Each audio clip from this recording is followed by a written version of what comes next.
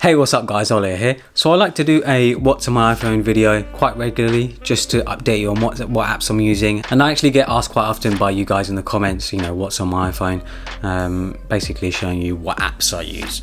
So I won't go through every single app because I have quite a lot of apps, and some of them are just pretty mundane and boring. So I'm sure everyone knows of the regular Twitter, Instagram, Facebook, things like that. I want to show you sort of more noteworthy apps that you may have heard of, may not have heard of, just stuff that I use day to day and that I find useful. So we'll start with Spark. Spark is actually my email app of choice. I won't obviously show you my emails because it's all private stuff, but yeah, Spark is my email app of choice, and it syncs with the desktop app as well, so I can have all my email accounts all in one place and manage them from here, and I can archive them, delete them, things like that. Pretty good app. It can be a bit buggy sometimes, I found, and it can slow down on the desktop, but you know, if I just restart the app it works fine. And on the iPhone I think it's probably the best email app that there is around right now. Visco, I'm sure you guys have heard of Visco, VSCO. It is my mobile phone photo editing app of choice.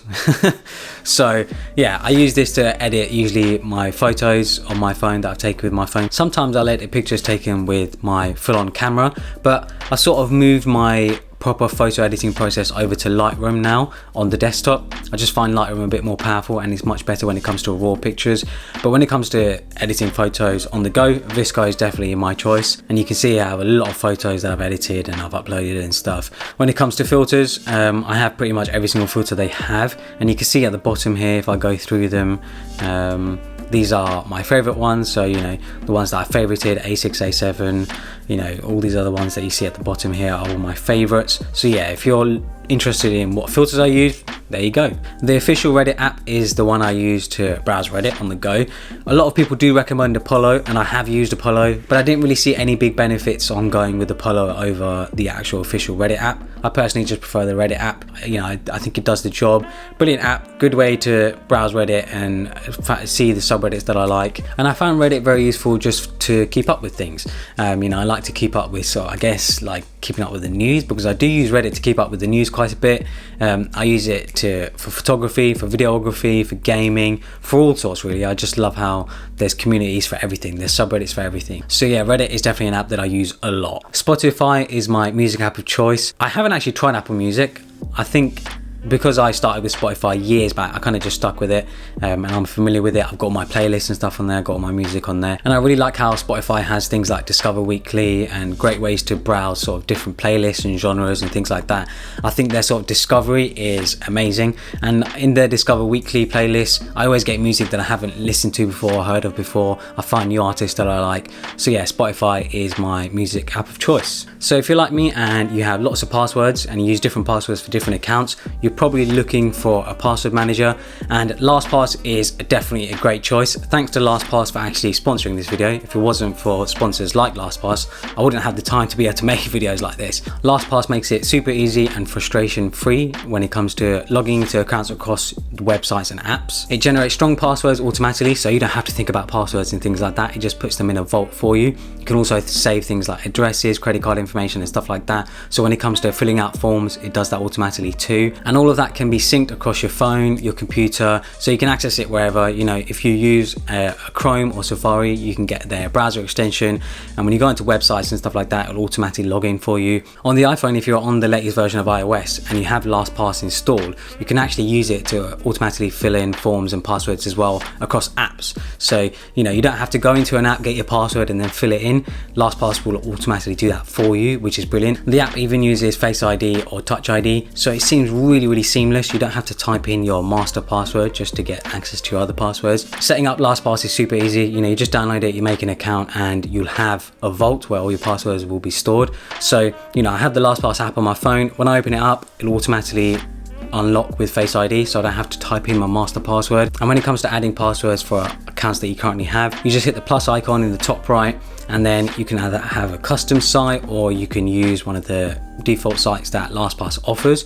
So, you know, we just choose Google. Let's just choose Google, and we can put, you know, one of my email addresses that I have, and yep, and then I'll just put in a random password. Obviously I'm not going to put in my actual password because you better see it, but yeah, and you can see that password, or you can generate a new password if you like. And when you generate a new password, you're given a variety of options. You can change the length, you can add some options and things to make sure that you have a strong password.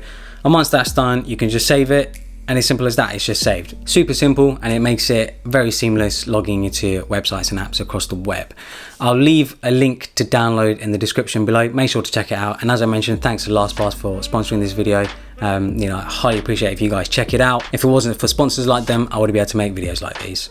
LifeX is an app that I use to actually control lights in my house. Actually, let me turn this light on so I can show you how it works. So now that we have the light on, LifeX basically makes it easy to control that bulb, control that light. LifeX basically makes smart bulbs that you can control from your phone and automate and do all sorts of other stuff with. So, I can turn it on and off from the app, and it is so quick, it's so instant. I can change things like the brightness, I can make it brighter, or I can make it dimmer. Bring it down really down low. You can also do things like strobe it, which is pretty nuts. Can get quite annoying, to be honest. You can also do things like automate it. You can have it come on when it's sunset and things like that. You can have it come on when you're home, or when you leave the house it turns off automatically. And I have LifeX bulbs pretty much all around my house. And the reason I chose LifeX over, say, Philips Hue is mainly because you don't need a hub to control the lights. LifeX bulbs operate independently, and you can still control them with things like Apple HomeKit and Google Home and things like that. You don't need a hub to control the lights like you do with Philips Hue. Tardo is an app that I use to control the heating in my house, and I found Tardo to actually be probably the best one around when it comes to UK houses anyway.